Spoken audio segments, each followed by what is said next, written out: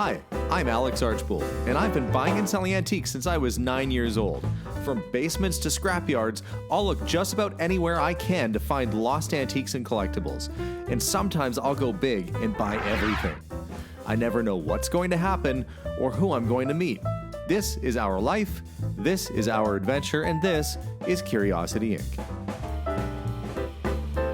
I'm home, honey. Hi guys, and welcome to today's video. If you've been following my channel, you'll know that I am a car enthusiast, love old cars, but I had a hankering for a Mustang. And for those of you that have been watching the channel, you've probably seen in the background, I have a 1968 Mustang behind me. And today's video is about this car. Now, I found this car, this Mustang that's behind me, don't worry, I'll show it in a sec. Found the Mustang sitting in a storage facility where it had been sitting for about 4 or 5 years. I brought it home and I've not done a thing with it because I've been so busy doing other stuff that the car's just been sitting there. And today is the day I've got to do a little bit of work to it. So let me tell you about the vehicle.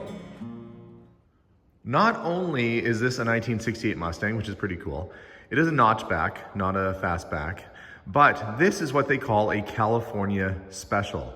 This car was designed after a GT500 prototype that was done by Carroll Shelby that they nicknamed Little Red. And a lot of people thought Little Red was actually destroyed and lost, but they found it recently in a field in Texas, and the styling cues are almost identical to this car. Now, there are Shelby parts on this car, but it is not considered a Shelby vehicle. It's California Special. There was 4,000 of them made, but the parts that Shelby sort of incorporated into the design would be the functioning hood pins, factory fog lamps in the front there. We've got the non-functional scoops on the side with the CS or GTCS decals all down the side of the vehicle. Fiberglass trunk, which was similar to what they had on the Little Red GT500. And of course the unmistakable Shelby taillights, which are actually more of a Cougar or Thunderbird style taillight. But those styling cues give this car a look unto its own. And like I said, there's very few of these made. They made 4,000 total. Some of them were rebadged, where this one says California Special. Some were called, I believe, the High Country Special, which were sold in the Colorado area.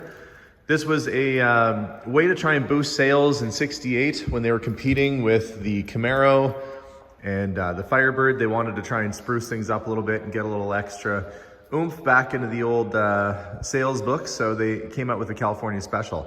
It's unusual to find one in Canada, and this was a car that was sold in British Columbia new and made its way up here to Canada. And it kind of makes sense. BC is not that far from California, so probably a coastal car, somebody special ordered one. Interesting color choice for it. Its factory color is seafoam green metallic, which it's not bad. It kind of looks like gold more than anything. I wasn't a huge fan of the color at first, but it's kind of growing on me. Now, I haven't done anything in terms of cleaning this vehicle. You can't really tell until you get up close and you see just how dusty. I don't want to rub it too much, so I don't want to scratch the paint. But this car definitely needs a good cleaning. It is running, but not great. After sitting for 4 or 5 years, it needs a little of this, a little of that. But it's all there. And what I like about it, it's not a rust bucket. It's in very good condition. I don't want to get into a lot of vehicles that are terribly rusty. And the nice thing about this is that we had a Volkswagen bus, and it was a little too rusty, but I would have loved to have that Volkswagen bus. I essentially traded it straight across for this Mustang. I sold the Volkswagen. Some of you would have liked to have seen that restored. It was just going to be too much money going to the Volkswagen. So I nearly did a straight across trade for this Mustang, and I think it was a good trade. Let's have a look at the interior. It has the black, let's see if I can even get the door open, has black vinyl interior, very good condition. Somebody switched out the lap belts at some point. It would have had a 3-point harness. The shoulder belt is still there and fastened up in the roof. But overall, the car is in really, really decent shape, and it should be pretty easy to get this thing back on the road, I'm hoping. One of the issues that it has, though, and I'm going to have to get this car inspected, as it did come from a different province, or for us, that's like our states, it came from a different province, so we have to get it inspected. The rear windows are not functioning. This is a common problem on the old Mustangs where the quarter windows kind of give out. And so I have gone out and ordered 2 brand new, not the windows, but the mechanisms for the windows. I have to install those, and that's going to be today's project. So hopefully by the end of this video, I'll have windows that go up and down, and if I'm even luckier yet, I'll have a chance to detail this car to wash it, clean it up, and make it look all snazzy again. Again, it doesn't look terrible in this light, but you can definitely see that it's not as nice as it should be. We'll get it all cleaned up, and hopefully it shouldn't be too big of a job to get the window mechanisms out and the new ones back in. I guess I'll find out. I've not done that before on this type of vehicle, but I have done it before on other vehicles, and generally it's a pretty easy job. These particular parts come from a company called CJ Pony Parts, United States, although I believe the mechanisms are made in Asia, but seems like so many things are these days. Would have been nice to find a factory American-made part, but that's all right. So it's labeled right hand, and then we should have another one that's left hand. The challenge, I guess, with the original piece is that either the gears got messed up or, I don't know, something went wrong with it. It could have been something as simple as, you know, pin holding one of the gears on fell off and the window just doesn't work anymore. But we'll get the old ones out and we'll figure out what's going on. I'm gonna leave that bagged up for now. I've got to focus on getting the interior taken apart, which means I'm gonna have to get there's a special type of puller for the doorknobs. It's like a little thing that slides in down the side. I gotta find out. I know I have one in here somewhere. Track that down, and I'll crawl inside the car and start pulling stuff off. Yar! I don't know why I turned into a pirate just then, but look, that's what I'm looking for right there. This gets in behind the handle and pops the little C-clip, the little clip that's on the back off. I'm gonna need that, probably some screwdrivers. I guess I'll climb into the car and see what I'm gonna need. Okay, this tool is for that, which basically just pops down one way or the other, and then that will come off. I can see there's a screw here, screw down at the bottom, and along the back. So it looks like I'll have to take the entire back seat out to get this panel off, which is okay. It's a little bit of a bother, but you know, it must be done. So I guess what I'll do is I'll get the seat out first, and then we'll have better access to this panel back here. All right, I got the seat out. Look, I can see into my trunk. Seat is out, so I'm gonna crawl back in there and get these panels off, and we'll see more what we're looking at. I was hoping I would have found the build sheet on the back here. Sometimes underneath the seat, you find the build sheet. The VIN tag was on there though, so that's good. Like I said, generally it's pretty clean. Not a whole lot going on in the trunk. Hopefully we'll have a whole lot more going on inside once I get those covers off and see what's going on with these window mechanisms. Well, this seems to be a problem. It doesn't seem to be hooked up to anything at all. You can see some broken looking parts at the bottom here. Now I'm gonna have to take this whole thing apart. Yeah, there's no, I don't even know if the mechanism's hooked up. It should be in that rail there. I'm still gonna put a new one in because I don't trust that something horrible didn't happen with this old one. But there should be a little slider in there in the rail, and there's not. There's just a piece of glass that I can pull up and down with my hand. So weird. Okay, let's see if I got it to get rid of that gap. Maybe a little bit too tight. It's a heck of a lot better than it was though. I'm gonna back that off a little bit, give myself a little bit more of a gap. But I think I'll just about have it all buttoned down here before too long. Oh, there we go. It goes up, it goes down, and I don't have a crazy big gap anymore in the door. So I guess I'll get this one wrapped up and then move over to the other side. There we go, all back together. Whew, a little dusty. And no more giant gap. Adjusted the other side as well. I actually discovered that the driver's side rear window was actually working. It was just a little bit jammed, so I oiled it, got it working, reduced the gap on this side as well. And I guess I'll keep that mechanism for a rainy day. The new one that I bought, well, maybe a different rainy day. Not today. But I've got an extra brand new regulator that I'll keep around just in case. The old one, that'll become trash. Now I can actually start the process of cleaning up. It looks like I've got some custom pony floor mats back here. I haven't even really looked in the trunk or anything yet. Like, this is my first discovery of the car, so we'll do a little walk around of it now. Now that I got that minor repair taken care of. Looks better already. I'm gonna get a garbage bag, recycle bag, and start getting stuff cleaned up. Well, I decided to put the pony mats back in the car. It didn't have floor mats in it. Those were probably kind of expensive. They are a nicer woven mat, and it's not terrible with the colors. It'll be all right. We'll eventually probably get a black one, but now that that's all done, I think it's gonna be time to start cleaning this car pretty soon because it is a dusty mess. Well, although somebody ordered a new trunk mat for it at some time, they did not order the cardboard that goes around it. And that actually makes a big difference in terms of the looks of a trunk. So I'll probably try and find a place online that sells that. I'm sure there's a ton of places that do. Found the remote for the CD changer. Not that that's a current thing that you'd want to put in a car, but it is nice to have a modern radio so you can listen to your tunes. I am the sort of person that may eventually find the proper Ford radio to put back in there. But in the meantime, at least I'll have some music. We'll get that sorted later on. But for now, I gotta make some room in here so I can get this bad boy washed down, get the dust off, and make it look like new again.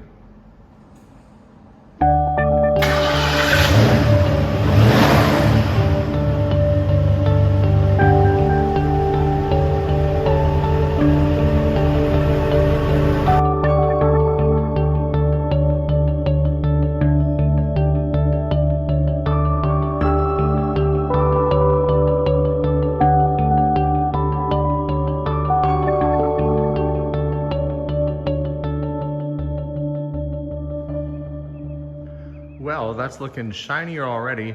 Now just let it dry. You're probably asking yourself, why didn't you take your car outside to wash it off? I can't drive on my driveway yet. It's supposed to be getting paved any day. They couldn't do it today because of the rain, but if I drive on it, it's gonna leave ruts. And yeah, we paid a lot of money to have somebody get that all ready for paving, so I'm not gonna drive on it.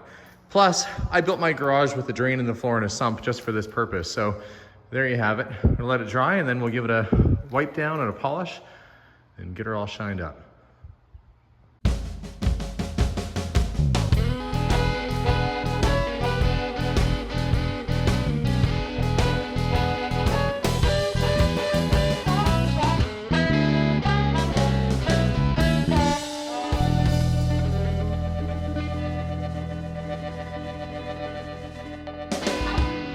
I would say that that's looking better already. The one nice thing about this car is that the chrome is all perfect. Well, there's many nice things about this car. Chrome is excellent. The paint is not perfect, but it's really decent. Like, you know, from this angle, you can't really see any flaws, but if you get up close, you can see that there's a couple eensy-weensy little chips here and there, which I have a solution for that, which is what I'm gonna do next. Now that the car is cleaned up a bit, a little tire shine on the tires, the gap in the door is remedied. It was quite wide before, if you recall. So most of that is done. Oh, and I ordered while I had the camera down for a bit, I went online and I ordered a new trunk kit for the back. Haven't done anything with the interior yet because honestly, the interior is pretty clean. Like, it might just need a bit of a vacuum and doesn't really need a whole lot in there, thankfully. Not compared to some of the vehicles I've had where you put your hand under the seat and you pull out a mouse carcass. That's happened before. Not this one. It's nice to kind of get a vehicle that doesn't really need a whole lot and that has a lot of character. You know, I'm trying to find them in this kind of condition where they've been forgotten or a little bit neglected, but in very good shape otherwise. I think this was a good find. Well, next up, we're gonna do a little touch up to the paint. So I'm gonna grab my bottle of paint and we'll get going. I kid you not, I spent the last probably 15 minutes looking for this tiny little bottle of paint that I got color matched to a car, and guess where it was? Right there. It blended right in with the windowsill. Oh boy. You can go in locally anyway. There's a place called C-Max. It's through Napa, which is a great place to get parts. I'm not sponsored by them. That would be awesome if I was, though. Could always use something from there. But you can get your exact color matched and put into either a spray can so you can spray it, or in this case, I asked for a little bottle so I could do touch up. And that's what we're gonna do. So here we go. Ford O code Seafoam Green in the fast dry acrylic enamel. So it should go on pretty easy. Just like putting nail polish on, I would assume. I don't know if you'd want seafoam green colored nail polish. That might, who knows, maybe that'll start a whole new look. Anyway, I'm gonna get this, get a brush ready, and we'll start very carefully applying some of this to the chips. Well, it's not perfect, but when you stand back, you can't really see it anymore. It's a bit better. It says right on it, it's an approximate match. If you want it perfect, you'd probably have to do a little airbrushing and get it perfectly blended in, but that'll take care of any little chips, at least for the time being anyway, before they start to spread or turn into bigger problems. But I'd say that's looking pretty sharp. We're getting very quick. Very soon we'll be going for a test drive.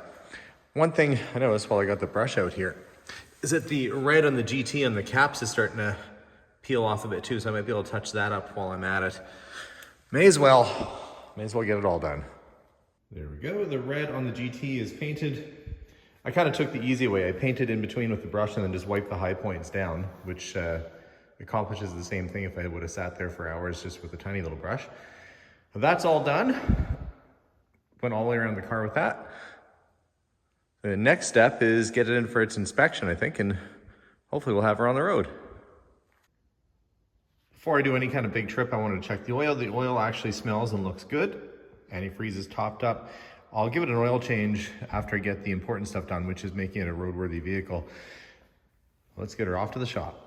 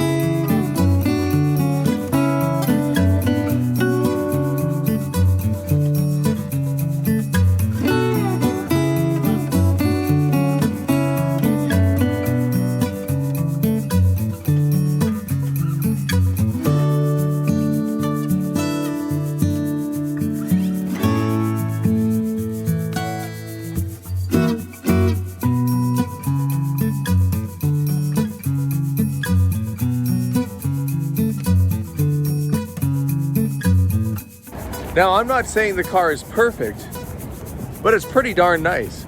And that's just the way I like a classic car. It's nice enough that you can take it to a car show, but not so nice that you have to put it on a trailer to get there.